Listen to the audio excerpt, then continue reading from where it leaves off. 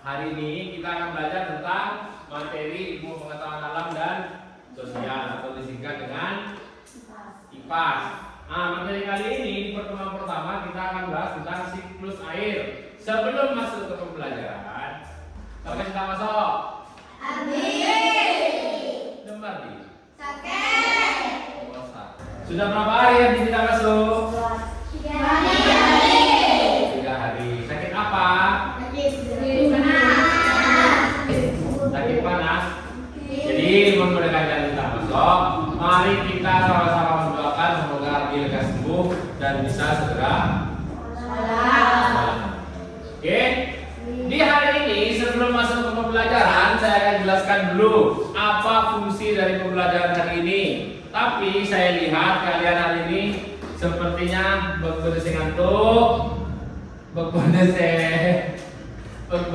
masih pikirannya di mana-mana. Jadi anak belajar itu ke sekolah harus semua jiwa dan raganya dibawa ke dalam kelas.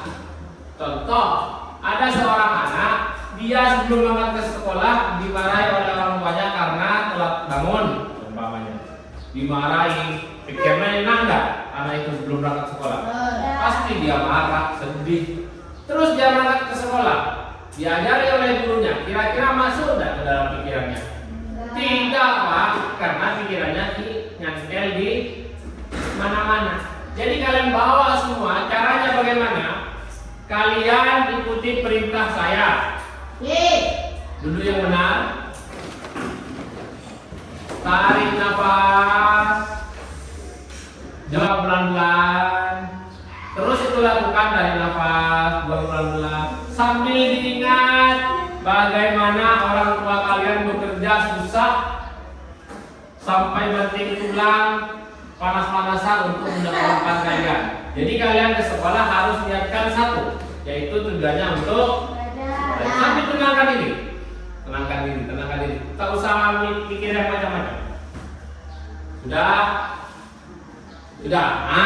Lumayan membantu kalian agar pikirannya yang masih itu kalian lumayan bawa. Oke. Nah, materi siklus air ini kalian pasti baru pernah dengar karena belum pernah diajarkan di kelas-kelas sebelumnya, di kelas 5, kelas 4 ini belum pernah dikenalkan. Tapi menjaga kelestarian air sudah diajarkan di kelas 5 atau kelas 4. Bagaimana seorang manusia harus menjaga ketersediaan air atau menjaga air? Yaitu contoh misalnya, jangan mandi selama seminggu. Kan airnya tak cepat habis. Tidak usah minum. Agar airnya hemat, ya enggak? Itu hemat apa pelit? Pelit. Namanya juga hemat, menggunakan seperlunya. Setiap hal tidak perlu, seumpama itu menggunakan secara seperlunya. Contoh juga, bagaimana seorang manusia menghemat listrik? Gampang, Pak, naik ke atas kabel listriknya potong, Pak. Hemat, tidak usah bayar. Iya kan? Tapi gila, Pak. Ini Pak, cuma numpang ke tetangga, Pak. Hemat itu, Pak. Itu bukan hemat, cara melek. Karena si kocak hemat itu apa? Melek, Pak. Kalau betul dia diperjalankan, menimas tangguh lampu terus, bukan? Itu namanya hemat. Lah, itu juga diajarkan di kelas sebelumnya, kelas 4 atau kelas 5. Sekarang, bagaimana air itu tetap terjaga di bumi? Air itu selalu ada dari zamannya kalian belum lahir sampai kalian nanti tua. Air itu di bumi tetap ada. Bagaimana dia tetap ada? Itu terjadi karena adanya siklus. Siklus itu perputaran. Atau kalian pernah belajar siklus hewan. Hewan itu ayam misalnya. Ayam itu berasal dari mana dulu? menjadi tiren. Ya, ayam. Ayam besar menghasilkan telur. Telur benar, itu namanya siklus. Coba satu saja tidak ada, telur ada. Bagaimana ayam bisa tumbuh kembali menjadi ayam? Tidak bisa. Baik. Siklus air ini adalah perputaran air di permukaan bumi. Proses perputaran air di permukaan bumi. Air itu berputar dari mulai yang ada di laut, menguap ke awan, jatuh lagi menjadi hujan, kembali lagi ke laut, itu terus berputar. Nah, jenis-jenis siklus air itu ada 2 macam. Sebenarnya Pak, itu ada 3 macam. Tapi untuk anak SD kelas 6 kalian mengenalnya 2 macam saja. Kenapa Pak? Kita usah kesannya punya. Siklus air itu ada 2 macam, siklus pendek dan siklus panjang. Ada siklus sedang, tapi tidak usah kalian pelajari dulu. Nanti kalian kalau sudah di MTN atau di SMP diajari siklus sedang, ya. Kita belajar 2 saja dulu. Kemudian fungsinya juga adanya siklus air yang pertama untuk menjaga keberadaan air di permukaan bumi. Air itu akan selalu ada karena adanya siklus air. Coba air itu diam terus di laut. Air tanah dikalah terus setiap hari sama manusia buat minum, buat mandi. Dapat dari mana airnya itu? Lama-lama kan habis kan? Karena airnya diam tidak berputar. Tapi karena ada siklus air berputar tersebut, air akan selalu ada. Yang kedua, menyediakan kebutuhan air bagi makhluk hidup. Bukan cuma orang yang butuh air. Kemudian proses terjadinya siklus air itu diawali dengan adanya evaporasi. Evaporasi itu apa? Penguapan air karena pengaruh panas matahari. Kalian sudah pernah belajar bahwa benda di bumi itu terdapat 3 wujud, yaitu padat, apa? Cair, apa lagi? Kental, gas. Nah, benda padat itu bisa berubah menjadi cair, bisa berubah menjadi gas. Itu berubah wujud. Jadi berubah bentuk. Kalau berubah bentuk padat, bentuknya kerak-kerak, seperti boneka misalnya, itu tetap padat. Tapi kalau berubah wujud, dia berubah wujudnya seperti ini. Benda padat bisa menjadi cair. Apa contohnya? Es batu. Es batu itu padat tidak? Jika dikeluarkan dari dalam kulkas, dia berubah menjadi benda cair. Ya, benda cair bisa tidak berubah menjadi gas? Benda cair menjadi gas, ada tidak contohnya? Apa? Ya, air di atau memasak air. Nah, contohnya biar kalian tidak salah paham, ini misalnya panci, ada airnya, pancinya ditutup, dimasak. Lama-lamaan air ini akan menjadi sedikit atau tetap? Sedikit. Kemana airnya? Menguap, berubah menjadi gas, Pak. Nah, itu namanya proses perubahan benda cair menjadi gas. Biasanya benda padat menjadi cair, benda cair menjadi gas ini membutuhkan apa? Membutuhkan yang dikenal dengan panas. Sama, ini juga butuh panas. Nah, proses evaporasi penguapan air karena pengaruh panas matahari ini sama halnya dengan benda cair berubah menjadi gas. Siapa yang memanaskan? Matahari. Ini contohnya air laut. Air laut terkena sinar matahari, apa yang terjadi? Menguap. Nah, ini menguap. Yang dikenal dengan apa tadi? Evaporasi atau penguapan air yang disebabkan oleh adanya panas. Nah, proses evaporasi ini terjadi di malam hari atau siang hari? Kenapa siang hari? Berteman banyak kalau kita akan bisa, gitu ya. Paham ya begini? Ada petingin? Tidak ada. Baik. Adanya evaporasi. Setelah air itu berubah menjadi uap, dia akan bisa terbang, ya tidak? Karena uap itu, udara itu kan ringan. Benar tidak? Air yang bisa terbang. Tiba-tiba lautnya terbang. Tidak ada karena air itu berat. Tapi Tapi di saat berubah menjadi uap, berubah menjadi gas, dia akan melayang-layang di udara. Itu ya. Lah, sampai di awan, di belakang awan, suhu udara itu kembali menjadi dingin. Coba pernah lihat puncak Jaya Wijaya di Papua. Di puncaknya itu masih ada esnya sampai sekarang, atau puncak Everest di Malaya. Mengapa di puncaknya itu ada esnya? Karena dingin. Semakin naik permukaan bumi, maka suhunya semakin tinggi. Semakin tinggi, dia suhunya semakin dingin. Nah, uap air itu sampai di awan karena dingin, dia berubah menjadi apa?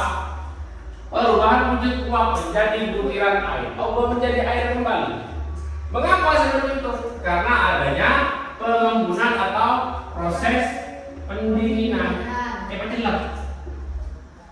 Saya beri contoh kegiatannya yang gampang kalian ketahui. Pernah tidak kalian beli es? Biasanya nggak sederhana. Beli sekitar kata kalian bawa. Ya kan, sampai yang bawa mimik ya. Bawa. Itu es kan dingin di dalam. Pak, mengapa di luar bisa ada butiran-butiran airnya? Apakah yang di dalam keluar? Hah? Mengapa bisa seperti itu? Atau ada es, katakan gelas, es batu, benarnya. Maka di luarnya juga akan terdapat butiran-butiran air, ya kan? Betul, karena dingin. Mengapa bisa seperti ini? Karena udara yang ada di luar ini berubah menjadi butiran air. Kenapa bisa seperti itu? Karena adanya pendinginan atau dikenal dengan pengembunan. Menurutku kalian jalan-jalan lihat di rumput banyak butiran air, arwah benih. Bukan rumputnya yang mengeluarkan air, tapi udara yang karena terlalu dingin dia berubah menjadi butiran air atau dikenal dengan kondensasi. Karena kondensasi atau pengembunan adalah perubahan wujud uap air menjadi butiran air. Jadi kalau evaporasi itu air berubah menjadi gas yang menguap, kondensasi itu uap yang dari gas tadi berubah kembali menjadi butiran air. Ya, paham di sini? Nah, karena ada pendinginan. Nah, di sini ada yang dikenal dengan kondensasi.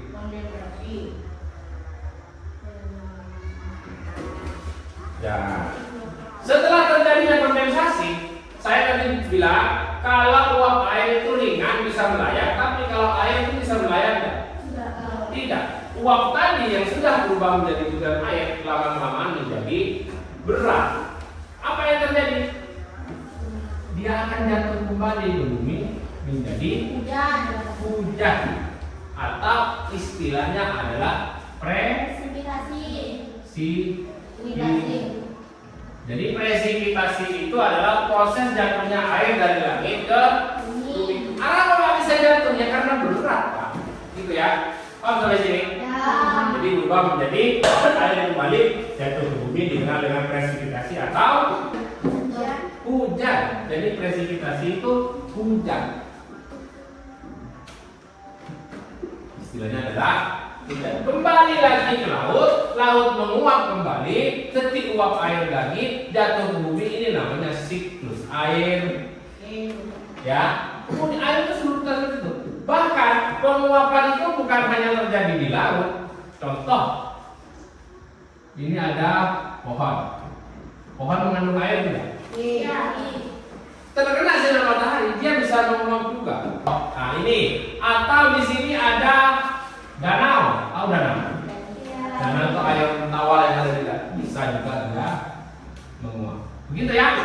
Nah, Pak, kemudian yang berikutnya adalah infiltrasi. Infiltrasi ini apa? Penyerapan air masuk ke dalam bumi. Biasanya hujan itu bukan hanya terjadi di laut, biasanya dia dibawa oleh angin menuju ke daerah pegunungan, hujannya di sini. Nah, karena tanamannya masih terjaga, di sini hutannya masih terjaga, maka air itu akan menyerap masuk ke dalam tanah atau ke dalam celah-celah batuan, ke dalam tanah atau ke celah batuan. Ini dikenal dengan infiltrasi atau penyerapan atau masuknya air ke dalam bumi. Lah, ini kembali ke laut melalui air tanah. Nah, ini yang dimanfaatkan oleh manusia menjadi sumur. Nah, ini bisa terjadi kalau hutannya masih bagus, masih terjaga. Tapi kalau hutannya sudah gundul, maka air itu tidak akan menyerap ke dalam tanah. Dia akan kembali ke laut melalui aliran permukaan atau dikenal dengan apa? Jadi run off itu air kembali ke laut melalui permukaan itu sederhana. Nah, ini yang terjadi, biasanya terjadi tanah ya dan banjir. Makanya hutan itu jangan ditebang agar airnya tetap terjaga. Malah banyak dulu kembali ke air menjadi banjir. Gitu. Pak, ada pertanyaan? Sudah? Nah, kalau tidak ada pertanyaan, saya punya materi di papan digital kita. Ini hanya agar kalian tidak, misalnya nih, Isma, Pak, saya belum paham tentang evaporasi. Coba Isma maju depan. Evaporasi itu ada di mana? Ada di angka 1, 2, 4 atau 5. Nah, bisa dipencet di sini, bisa kalian pencet di sini. Dia akan ke sana.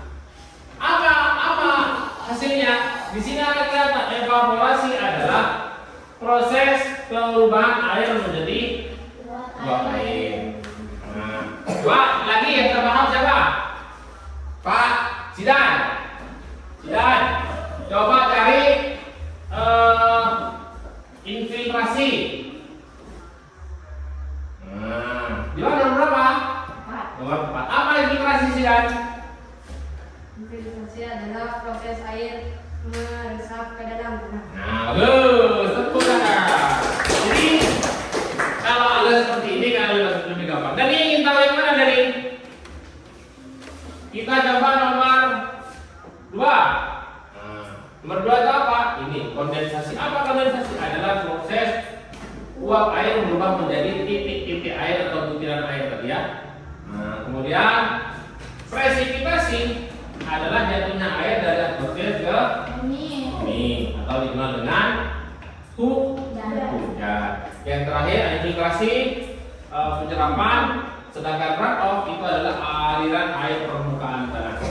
Ya, oke, sampai sini ada pertanyaan? Tidak ada? Kalau tidak ada, kita ke kuis.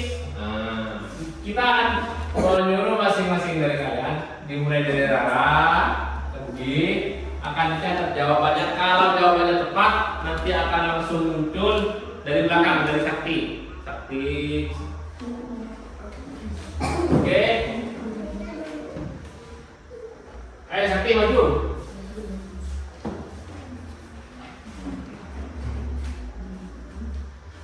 Maju dipilih. Apa yang menyebabkan air di laut menguap? Dicek. Nah, betul tidak? Tadi. Kalau sudah langsung dipencet yang biru. Proses perubahan air menjadi uap air disebut apa? Yang betul adalah evaporasi. Perubahan air menjadi uap air, evaporasi. Bukan uap air menjadi air sendiri. Ya. Oke, terus Ime.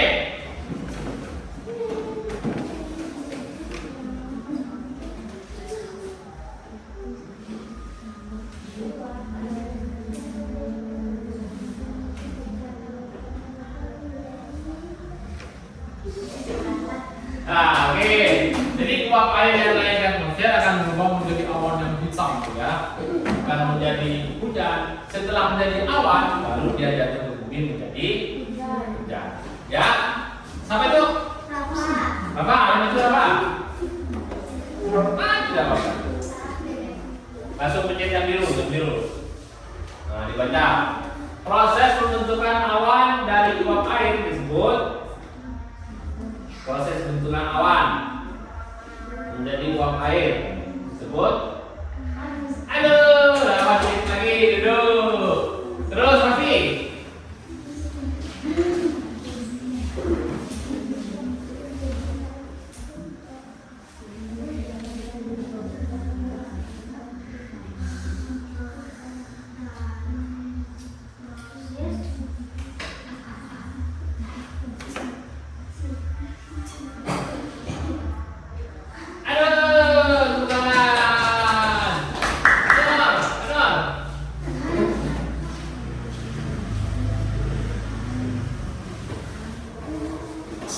Selain hujan, presipitasnya juga bisa berbentuk apa?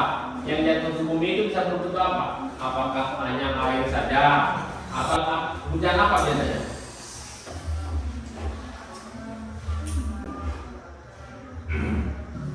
Jadi selain air yang jatuh ke bumi itu biasanya ada hujan salju atau hujan es. Mengapa seperti itu? Karena sebelum sampai di bumi sendiri, ya, Isma.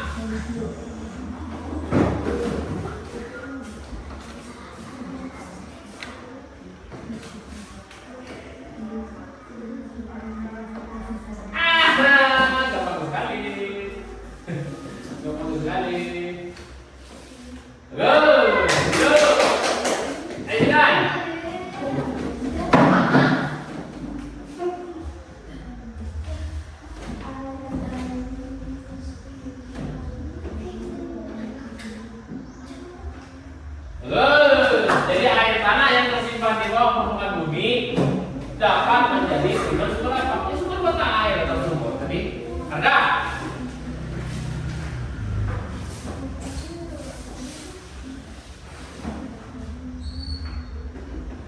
Terus, jadi aliran permukaan atau yang menjadi banjir tadi yang berlebihan itu namanya rantau. Ayo Putri.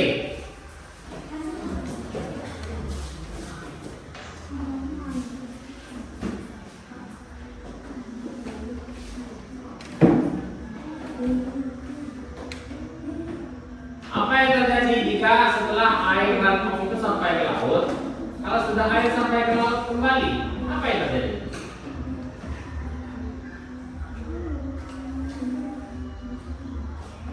Nah, bagus.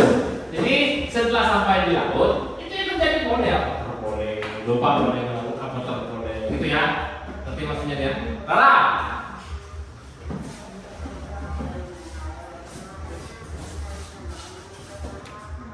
Faktor utamanya, nah, bagus.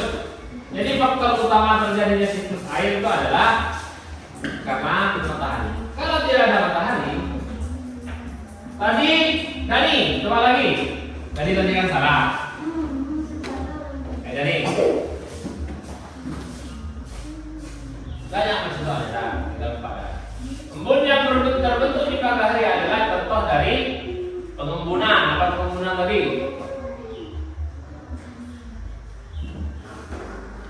Izin sih terakhir. Nah, bagus. Kita jalan keluar nih teman-teman jelas semuanya. Apa yang terjadi jika tidak ada siklus air? Saya sudah bilang tadi, kalau tidak ada siklus air, apa yang terjadi?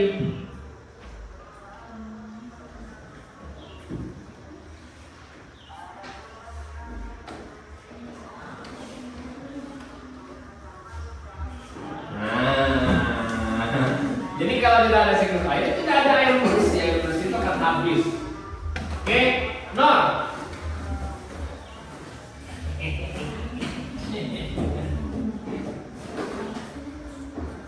Mengapa hutan penting untuk siklus air? Fungsi hutan tadi untuk apa? Hutan tadi, jika hutan yang tebal, maka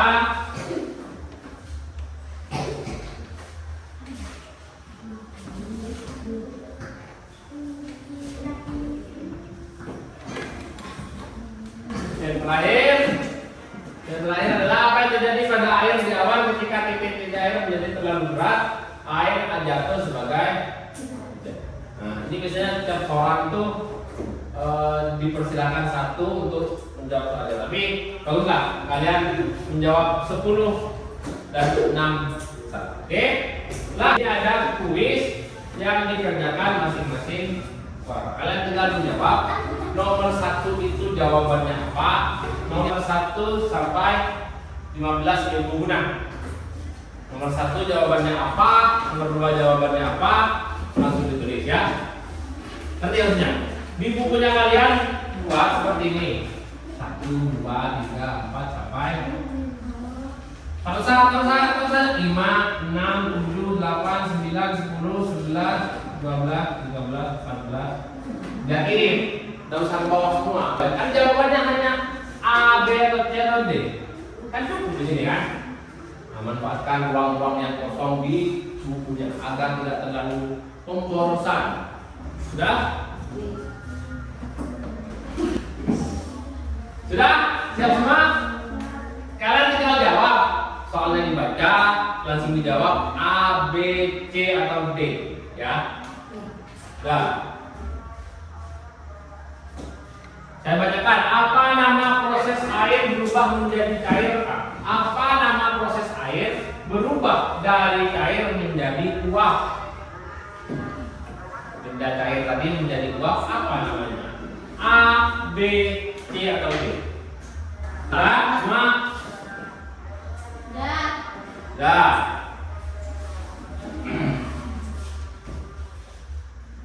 Sudah? Oke. Nomor 2. Awan terbentuk melalui proses. Kalau sudah salah jangan diganti ya. Yang nomor 1 ya. Awan terbentuk melalui proses apa tadi? Pembentukan awan. A. Evaporasi, B. Sublimasi, C. Kondensasi, D. Transpirasi. Sudah? Kondensasi. Oke. Yang berikutnya, hujan salju dan hujan es termasuk dalam proses apa? Jatuhnya air ke bumi tadi, apa nama prosesnya? A, B, C, atau D? A itu evaporasi, B presipitasi, B kondensasi, C presipitasi, D infiltrasi. Apa? Jatuhnya hujan salju dan hujan es termasuk dalam proses. Ini tidak ada namanya hujan. Sudah kan? Itu jawabannya adalah presipitasi. Oke. A. Transpirasi, B. Respirasi, C. Fotosintesis, D. Evaporasi. Apa? Sudah? Jawabannya adalah transpirasi.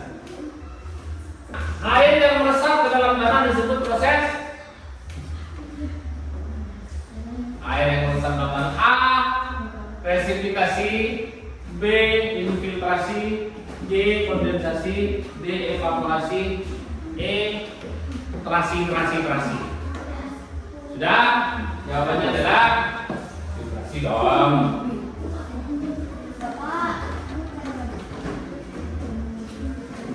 Apa namanya? Terus sumber energi utama untuk siklus air adalah apa? Sumber energi utama apakah bulan atau matahari atau angin atau tanah? Ya, sumber utamanya adalah matahari.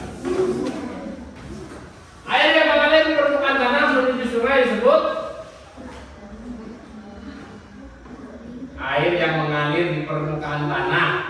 Air kan ada dua macam, yang masuk ke dalam bumi, yang lewat permukaan. Apa namanya yang lewat permukaan?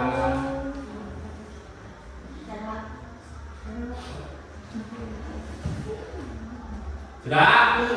Tempat penyimpanan air terbesar di bumi ada di mana? Penyimpanan air terbesar di bumi itu ada di mana? Apakah di dalam perut manusia atau di dalam perut ikan? Laut dan samudra, gletser.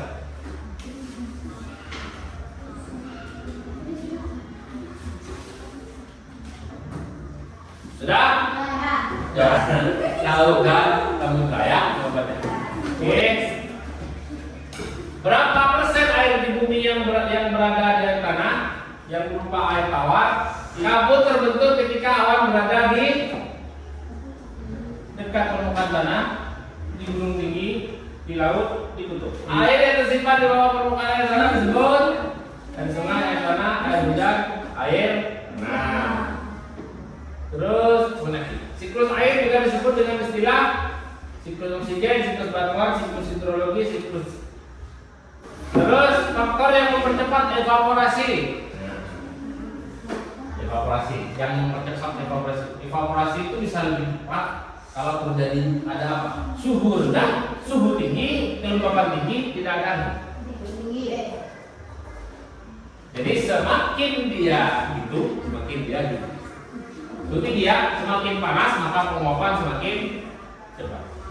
Manfaat siklus air bagi kehidupan adalah hanya untuk minum, menyediakan air bersih terus menerus, membuat banjir, tidak ada manfaat.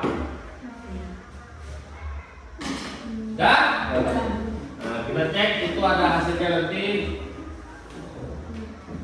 Baik, sampai tidak ada pertanyaan. Jika tidak ada, cukup sampai di sini pelajaran hari ini. Kalau di sini kalian boleh istirahat, silakan terus belajar, terus memperbaiki diri. Hal-hal yang kurang baik kalian kurangi, hal-hal yang lebih baik kalian perbaiki dan tingkatkan lagi. Ya, terus mengabdi pada orang tua, terus menjadi anak yang soleh dan soleha. Semoga kalian sukses di kemudian hari. Terima kasih. Mohon maaf untuk hari ini. Wabillahi taufiq wal hidayah. Wassalamualaikum warahmatullahi wabarakatuh.